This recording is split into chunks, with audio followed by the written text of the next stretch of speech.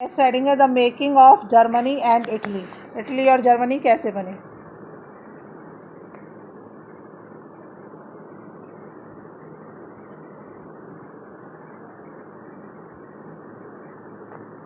The making of Germany and Italy. इसके बाद first heading है जर्मनी। जर्मनी के बारे में पढ़ाया गया है GERMANY। Can the army be, Germany के आगे हेडिंग में लिखना है can the army be the architect ARCHITECT of a nation. इसका मतलब ये क्वेश्चन इस तरह आ सकता है कि क्या कोई आर्मी किसी देश की आर्किटेक्ट हो सकती है, मतलब कि आर्मी जो है, आर्मी का राज आया होगा, तो क्या कोई आर्मी किसी देश का निर्माण कर सकती है। नंबर 1, आफ्टर 1848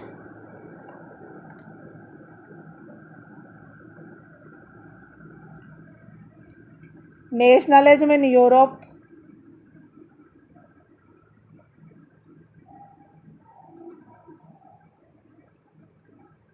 moved away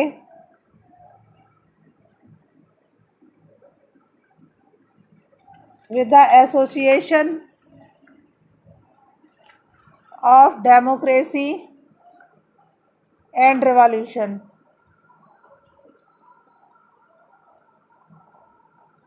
मतलब 1848 के बाद नेशनलिज्म आई काफ़ी हद तक, लेकिन किससे आई, with the association of democracy and revolution, कि उसमें डेमोक्रेसी मतलब जनता का राज और क्रांतिकारी दोनों का कुछ कुछ हिस्सा आ गया।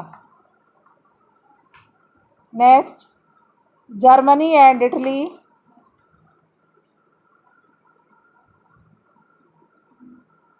केम to be unified, UNIFIED, unified मतलब एक कर दिए गए जोड़कर, एज नेशन स्टेट्स,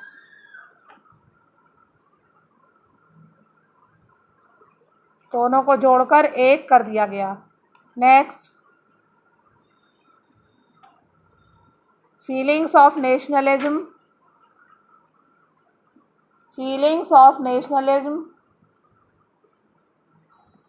वर वाइड स्प्रेड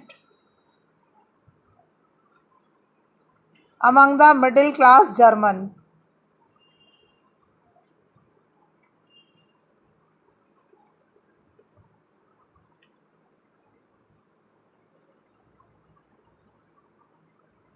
जो मिडिल क्लास जर्मनी के लोग थे उन सबके अंदर नेशनलिज्म की फीलिंग आ गई। Next, Prussia PRUSSIA took over the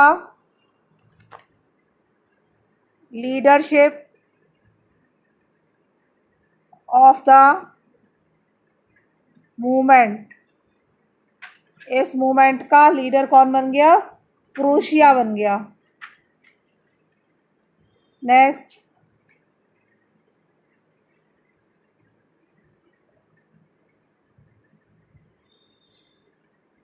Prussia won Prussia won 3 wars, Prussia ने 3 युद्ध जीत लिए, with Austria, Denmark and France.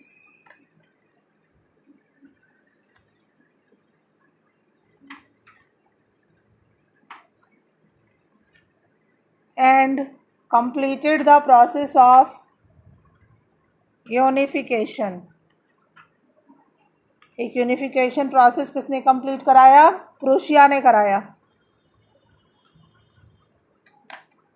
कौन कौन यूनिफाइड हो गए, ऑस्ट्रिया, डेनमार्क और फ्रांस। लड़ाई हुई ना।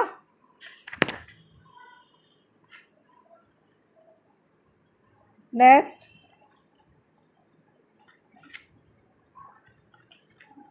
The new state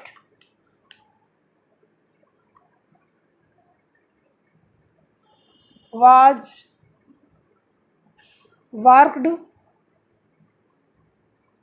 for currency,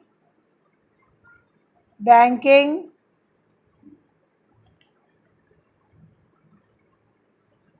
and legal system।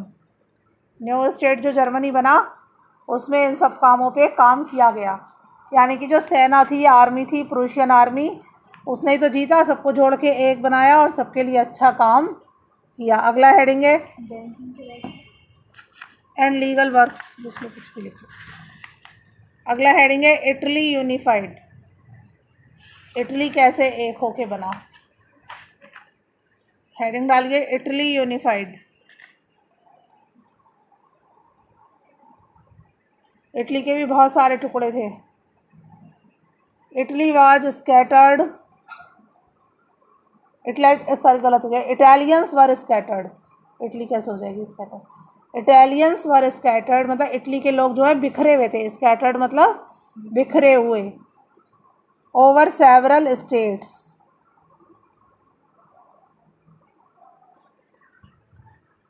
बहुत सारी स्टेट्स में इटालियन लोग रहा करते थे। नेक्स्ट हेडिंग है, हेडिंग नहीं, next point, Italy was divided into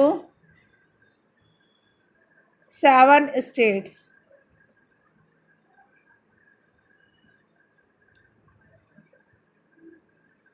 Italy की 7 स्टेट्स में डिवाइडेड थी।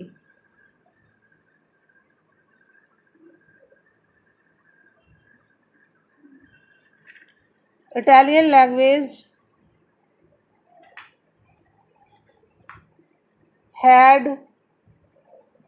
many regional regional and local variations. Regional regional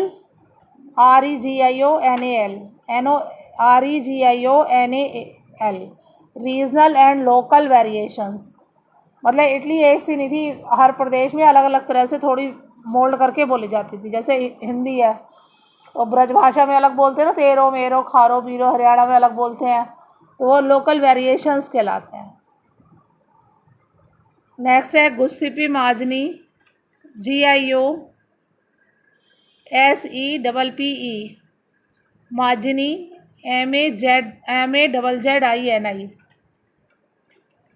try to put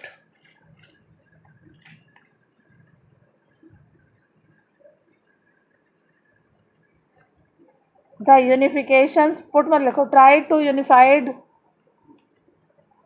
the Italy, उसने इटली को यूनिफाई करने का प्रयास किया। नेक्स्ट, उसने 2 बनाई थी ना, बताया था कल, यंग इटली और कौन सा, अगर आपने पढ़ा हो।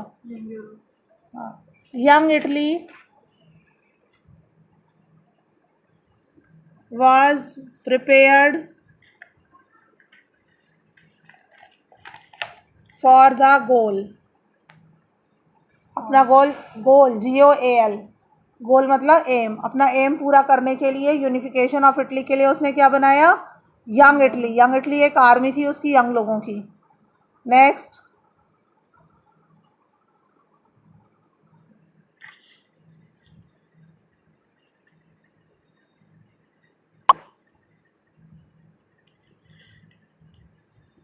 in 1831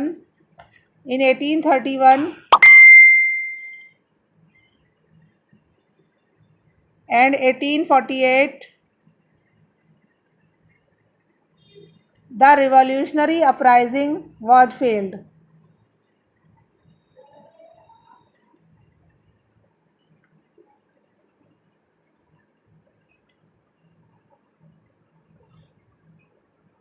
जो रिवॉल्यूशनरी थे वो फेल हो गए।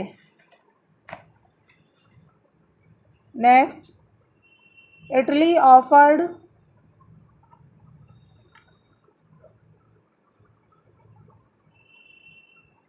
The possibility of economic development. Italy ने कहा अगर यूनिफिकेशन हो जाएगा तो पॉसिबिलिटी ऑफ इकोनॉमिक डेवलपमेंट है।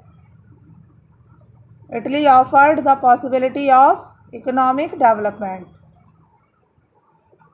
नेक्स्ट, इटली वाज, ये इंपॉर्टेंट है point, Italy was neither a revolutionary nor a Democrat. Neither a revolutionary nor a Democrat, ना तो इटली में जनता का राज था ना क्रांतिकारियों का राज था। Next, literacy rate in Italy was high